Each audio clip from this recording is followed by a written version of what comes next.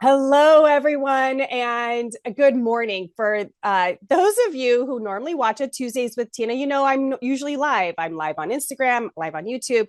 But today I just wanted to do something a little extra special and invite uh, my, I'm going to say friend, Katie. I think we can be friends, I love that, Tina. even though we haven't met in real life, right? But we've been chatting, virtually for the last couple of weeks, and I'm really excited to have you join in on this special edition of Tuesdays with Tina, so that way we could record it one, so we have great, Yes. great internet. We were just talking about before, And lighting. and lighting, great internet and lighting. It's so important. It's so important. So, Katie, will you please tell a little everybody that's joining us why? Well, I will say she's the RDH Injector Botox friends. This is, remember last week I was Yes. like Botox. So, Katie, tell us a little bit about you before I ask you some Okay. of my questions, if you don't mind. I will. I will. I don't mind. So I'm an RDH, obviously. I've been practicing dental hygiene for over a decade. The foundation of my career started in general dentistry with a strong emphasis on cosmetic care. So, you know, kind of fast forward to where we are now, my past in dentistry has definitely kind of laid the groundwork for kind of where I am today. Um, I work now in an amazing all-female perio practice in Kansas City. Awesome. It's so incredible. And so I'm sure a lot of people are thinking, Botox and perio, they don't marry. But we have found a way to integrate it into the practice, and it's been so fun and exciting. Oh, I love that. Okay. Well, I do want to know how you've integrated Botox and perio together, but before we even dive into that, I'm just really curious, like, what made you think about adding Botox into your skill set as a hygienist? Okay, so that's kind of a twofold question Okay. there. Okay. Okay. Um, I'm the kind of person, and my husband can attest to this. If if someone says you can't do it or I don't think you're capable of doing Yes. it, I'm gonna do it, and I'm gonna do it to the umpteenth Yeah. power. You're Okay. like, you're like, hold my Cavitron. Let me just show you, right? Yeah, hold it. Um, so there's that. I appreciate a challenge, and I love to learn. So I really was interested in just learning something new. What was the question? I got on a tangent on hold my Cavitron. Sorry. That's totally okay. No, I just was curious why you decided to add Botox to your skill Yes, set. yes, yes. Okay. But then, so as a consumer, I had been receiving Botox treatments for cosmetic purposes and for therapeutic to treat my TMJ. And I just thought, why not? Why not hygienist? Why not incorporate it? Why not learn another skill set? Um, Another offering for patients. What you hit that decade mark in your career, and not that you get bored or plateau, but it you get to a point where you're ready to learn something new and shake it up a little bit. So Yeah. it Yeah. kind of all came to a head at once, and it was, that's how it It's happened. so true because there is that kind of and like the 7 year itch. People talk about, oh, the 7 year itch, and we have it in Mhm. all different aspects of life. But I think professionally, there are times you reach that 7 to 12 year mark where you're like, there's something more, there's something different. I need to change it up. So kudos to you. I love it. Yes, That's a awesome. thousand So percent. so when you were going through all of your education for it, Hmm. I'm sure that was fairly intensive. It was intense. I was certified through the American Academy of Facial Aesthetics. Okay. So it's a pretty rigorous program. You Mm-hmm. have multiple hours of online training modules that you have to complete with, tests and quizzes involved, and then you go for an in-person lecture day. Um, but, you know, kind of to jump ahead to our questions, truthfully, the foundation that an RDH has, their education, it just it equips you so well to pick these things up. You know, am I thinking about, this facial artery and facial nerve every single day as I'm going through my dental hygiene practice? No, not always. But they're things that you know, and it's like riding a bike. As soon Yeah. as I started those training modules, I was like, oh yeah, okay, yeah, I remember that from hygiene school. I remember that. Oh, I do this every day in practice. So, Hmm. um, it was rigorous, but it came back to me, all of the anatomy. I love it. So when you were like, oh, abicularis oris, right? You're like, I learned that muscle in hygiene school, right? The path at the seventh cranial nerve. You're like, I had to know that. Yes. Yes, Good. exactly. I love it. I love it. So, I'm just curious now that you have it, what are you doing with it? I'm hoping that you're, using it for the fun aesthetic aspects of it. Cause to Hmm. me, that seems like a great profitable thing. I mean, literally, it comes down to it. We all want to have a roof over our head and put food on the table and go on nice vacations and do those types of things. So Yes, I'm yes, curious, are you using it in that manner right now? I am. Yeah. Yeah. Um, I would say it's probably a 50-50 split Mm-hmm. between patients who are coming in for the aesthetics versus the patients who are coming in for the therapeutics. And yeah, profitability in dentistry and dental hygiene shouldn't be a four-letter word, like no Right. one wants to work for free. No. So yeah, it's been great. It's certainly a revenue generator for the practice. Um, but yeah, I'm doing it for both, and patients are really enjoying the outcomes. So the perio office that you work with, Hmm. they use it for both general purposes, right? For aesthetics and dentistry then. Yes. Yep. Okay. That is cool. Yeah. So Wow. we have an amazing leader, Yeah. Dr. Audra Ward. She's fantastic. She is so smart and really advocates and elevates her hygienists to practice at the height of their licensure. Yeah. So we have a couple different offerings. This isn't like a plug for the office, but No, I she's think just it's no, so I don't think it amazing. is. I think it's so curious because, I me personally, I'm like, I know Hmm. there's dental aspects of neuromodulators, right? I guess Botox is Right. the brand name, but neuromodulators is like Is the drug. the That's drug. the neuromodulator is the drug. Botox, it's like Kleenex, right? We say Right. Kleenex, everyone knows it's a tissue. Botox, everyone knows it's a Right. neuromodulator. Right. So I'm like, I know that there's that. I haven't. I mean, obviously you can tell. Look at, I haven't done it, but I know there's the aesthetic aspects of it. Hmm. I guess people say with aesthetics, but I don't necessarily know if we want to call it aesthetics. It's kind of more of a, like, for a lot of people, self-care even, right? Yeah. Hmm. And Wellness, total wellness. body wellness. Yes. And then, but there are dental therapeutic aspects to it. But so I think it's really fascinating that the dental office that you work with has chosen to embrace both aspects of that into the flow of the day. And I think that has opens the door for further possibilities in general in dentistry for all dental clinicians to like reduce burnout by having that variety in there. So I don't think you're plugging. I just think it's a cool thought process and a cool business model. So, okay. So you use Yeah. it for aesthetics and dental therapy. Yes. Yes. We use it for both.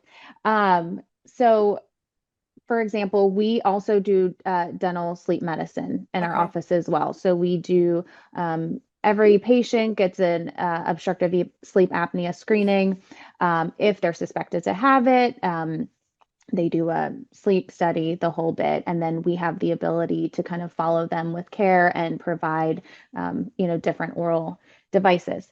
So, for example, we had a patient who has been a patient of the practice for a while. He has obstructive sleep apnea. He's in a mandibular advancement device. Um, that sleep medicine is way out of my jurisdiction. We have a hygienist who's fantastic at that. But he started at one and then was advancing, and you move it and the mandible moves forward. Anyways, he got to three and he started having, terrible TMD. Masseters were firing, temporalis was firing. We suspected it was the device, so we had him reel it back while he was still having, these muscle spasms and waking up with muscle pain. So we talked about different treatment options. What can we do? How can we get this patient healthy? We talked about myofunctional therapy, talking about physical therapy, different things, that he could do to strengthen these muscles to alleviate some of the discomfort and get back to using his device. And we also talked about neuromodulator therapy. And so, kind of just to bring it all together, offering and having this modality for patients is really just about optimizing patient outcomes, Mhm. laying out all of the comprehensive treatment options, educating the patient on each treatment options, pros, cons to each, and letting the patient make an educated choice. And you know what? He didn't want to be bothered with the myofunctional or physical therapy. He's like, I know myself. I'm not Yeah. going to do it. And he chose Botox. And we actually did 50 units on him yesterday. Oh, 50 wow. units Is on that a him lot? yesterday. It's a lot if we were just thinking about treating like the forehead for, cosmetics, but not a lot for masseters and temporalis, which is what we treated on him yesterday. And he was Wow. like a 65-year-old man, not your quote unquote typical Botox patient, but Yeah. yeah. Now, did he get some added benefits of a little wrinkle No, reduction? no, no. I was like, I'm sorry, this is not going to do anything for your crow's feet, but hopefully you don't wake up in pain anymore. Yeah, yeah, because that is so cool. So you use it in regards to TMD, but is there anything else within the dental world that is used for? I mean, I've heard of people using it like a right around the lip for when aesthetic dentistry is completed to get that smile Hmm. line and reduce the smoker's lips. Yeah, absolutely. So, I mean, in perio, we're not doing cosmetic dentistry. We're Right. giving bone back and gum back and scaling and root planing and all that. Yeah. But yeah, you can absolutely use it for that. But excessive gingival display, we can treat muscles so that when a patient smiles, they don't have as high of a Oh. smile pull. So the gummy smile. Mhm. Yeah, you can treat the perioral wrinkles. If we're looking at that as a dental implication, then or indication, then yeah, we can definitely use it for that. Wow. How cool. So I'm just super fascinated. I kind of got down on like a scroll rabbit hole. It sounds like the office that you work with, the hygienists have multiple skill sets and everybody kind of specializes in Hmm. a skill set. And so you Yeah. have like a practice within a practice. Yep. Yeah, we do. We do. We have another hygienist who our doctor put through phlebotomy training. So Mhm. she can do the PRF. Oh, We've got the centrifuge and all of that. She's actually about to start a Myo program. So yeah, our boss is awesome. And she just loves to, let us explore and do all the things that we're passionate with in that's dental cool. And hygiene. I So bet with yeah. like the PRF, especially with perio surgeries and such like Hmm. that, it probably accelerates healing. Yeah, Maybe. and that's Okay. yeah, no, 1,000%. And Okay. that was the impetus for her training with that. That's cool. Yeah. Because, well, I Hmm. mean, we're just friends having a chat here. I mean, I did that aesthetically. I did like laser therapy and they did Uh-huh. PRF with that to help build with collagen build up and all Yeah. that kind of stuff. Yeah. So my brain just was like, that seems like would make sense. Total therapeutic use. Yeah. Yeah. We have not explored PRF for cosmetics, but Right. yeah, we do it for perio surgeries. That is so cool. That is so cool. Yeah. Okay. So you came up with your Instagram name as the RDH Injector. And Hmm. as everybody already knows, I love anesthesia and I'm a syringe slinger, but like the neuromodulator, the Botox syringe, and an anesthetic syringe are probably a little different, right? Oh, I might have one. Do I have one in Oh, here? that would be awesome. They're I should have very, had very one right next to different. me. Why I have this, I don't Okay, know. you're I talking do to know. I do know, I'm like, you're actually. talking to somebody who has like 5 or 6 syringes and needles and practice needles and empty anesthetic cartridges slung all over my house. So I get it. Yeah, I have to be like to my kids, don't open that drawer. There's a needle in there. Um, you never know when the moment strikes to pull out a syringe. You never know. But yeah, so it's very different. I guess you could equate this to an insulin syringe. Yeah. So it has a really short, I don't know if Yeah. Yeah. No, yeah, I can see can you it. see that? Yeah, It's got totally a see it. super short half inch 30 gauge needle. Okay. 30 gauge needle. Um, So I will say that that's pretty equivalent to the short needles, the blue cap short needles that we use in dentistry. They're yes. about a half of an inch long, or maybe closer to an inch long, and they're 30 gauge. So, hmm yeah, our anesthetic needles in perio are honkers, much bigger than what I ever used in general dentistry. yeah. So, yes, you're right. I'm just used to seeing the yellow Yeah. long. The big long one. Yeah. hmm Um, so this syringe is not preloaded. You know, we're used to like throwing our carpule in and Yeah. having all of the anesthetic in it. But with neuromodulators, you have your neuromodulator, which comes in a small little vial, usually it's like a little freeze-dried cake. And we actually have to reconstitute it with bacteriostatic saline, which is the hardest challenge and hurdle for any dental professional to get over. We know the anatomy, we're comfortable on the face and touching the face and in the mouth. Something about just the reconstituting is just the biggest challenge. But so we reconstitute the neuromodulator and then we draw it up in our little syringe. And so then this is what we use to inject our patients. Oh, wow. So That's yeah, cool.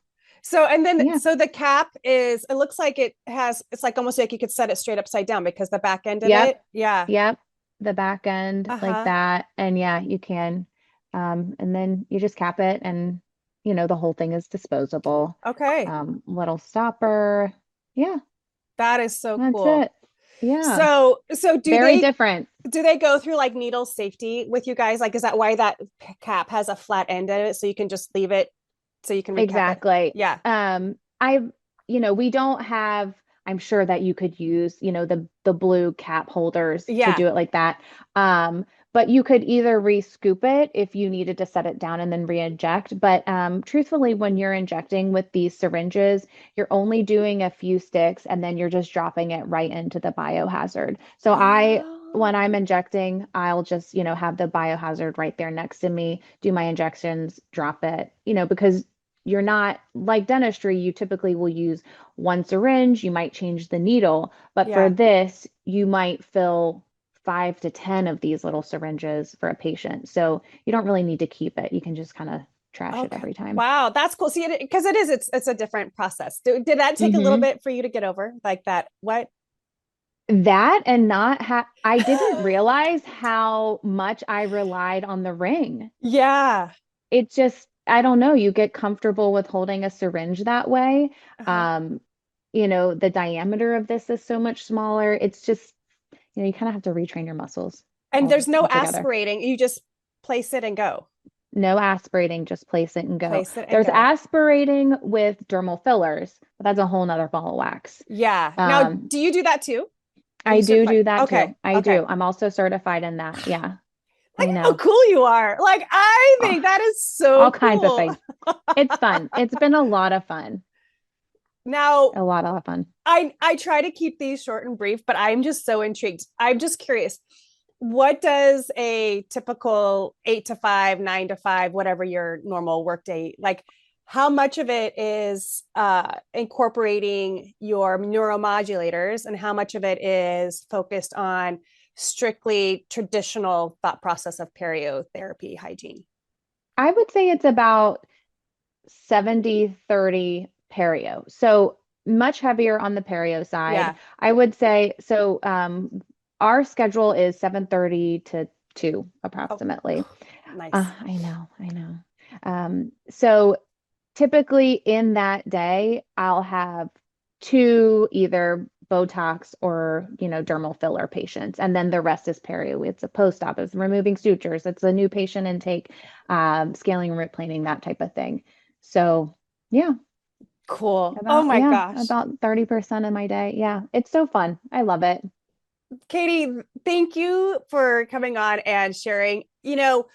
I teach head neck anatomy hmm and I teach anesthesia. And I really have always thought that having that knowledge base would pair well with setting the stage for doing what you're doing. And Hmm.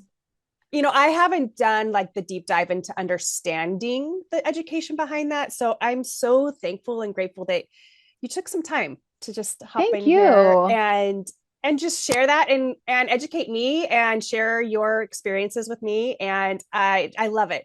Now, because we're recording this and it's going to be going on, like I said, normally we do this live on Instagram, but Hmm. can you just tell people like if they have want to connect up with you, where they can do that, how they can do that, and I'll make sure like on different items that I type that information in. Thank you. Thank you. Yeah. So on Instagram at the RDH Injector or super tricky Gmail, the RDH Injector at gmail.com. We're trying to be consistent. Isn't it so nice just to have like Gmail? It just makes it super simple, Yes. right? Yeah. Yes, absolutely. Good.